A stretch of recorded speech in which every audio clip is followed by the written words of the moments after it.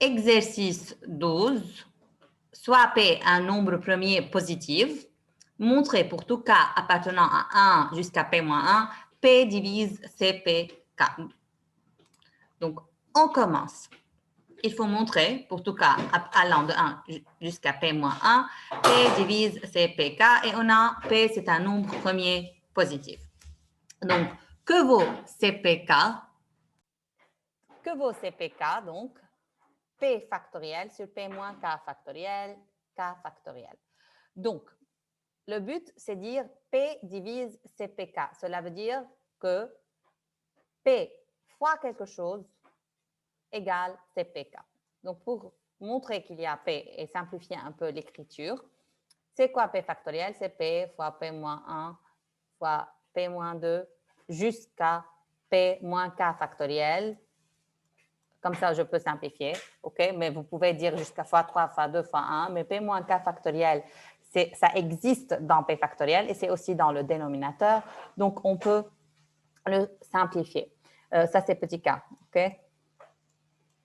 Maintenant, on a besoin d'écrire P fois quelque chose. Donc, on va noter, après avoir simplifié P moins K factoriel, on va noter cette quantité-là, sans P, par A, OK? Donc, ça, c'est bien sûr un entier naturel. Donc, on aura P fois grand A sur K factoriel. Donc, CPK fois K factoriel, c'est P fois A. Donc, on sait que, dans ce cas-là, P divise cette quantité-là. Ça, c'est connu. Le but, c'est de trouver que P divise CPK seulement. Puisque P est premier, on a vu que si P divise A fois B, si P est premier, alors P divise A ou bien P divise B. Donc là, puisque P est premier, ça divise ou bien CPK ou bien K factoriel. Nous, le but, c'est prouver qu'il divise CPK. Donc, pour pouvoir arriver à cela, il faut montrer que ça, c'est faux. Si ça, c'est faux, donc P ne divise pas K factoriel, forcément, puisque P divise leur produit, il va diviser CPK. Donc, supposons, on va faire par contradiction, supposons P divise K factoriel. K factoriel, c'est quoi? C'est 1 fois 2 fois 3 fois jusqu'à K. Donc, puisque P, c'est un nombre premier, divise K fois K moins 1 fois K moins 2, etc. jusqu'à 1. Donc, il existe I qui est compris entre 1 jusqu'à K tel que P divise I. Pareil, puisque P, c'est un nombre premier. Si P, ce n'est pas un premier, cela n'est pas juste. Donc, juste pour vous rappeler, on est en train de diviser ces deux du cours. P divise A fois B, cela divise P divise A ou bien P divise B.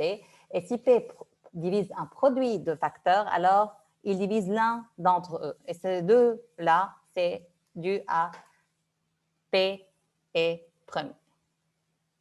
On continue. Donc, on est arrivé à P divise I. Donc, il existe, c'est quoi P divise I? Donc, I, maintenant, est devenu un multiple de P. Et tel que I, elle est comprise entre 1 et K. Et on sait K, c'est quoi? C'est entre 1 et P moins 1. Donc, c'est inférieur ou égal à P moins 1. Donc, c'est inférieur strictement à P. Donc, I, c'est un multiple de P qui est comprise entre 1 et P strictement.